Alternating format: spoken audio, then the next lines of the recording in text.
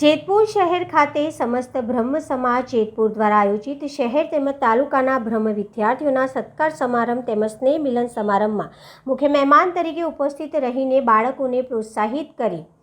સમસ્ત બ્રહ્મ સમાજને શુભકામનાઓ પાઠવવા યુવા ધારાસભ્ય જયેશ રાદડિયા આ કાર્યક્રમમાં રામભાઈ જોગી, મનીષભાઈ પંડ્યા, કમલેશભાઈ પંડ્યા, વિજયભાઈ વ્યાસ, અલ્પેશ વ્યાસ તેમજ બ્રહ્મ સમાજના આગેવાનો વિશેષ ઉપસ્થિત રહ્યા હતા।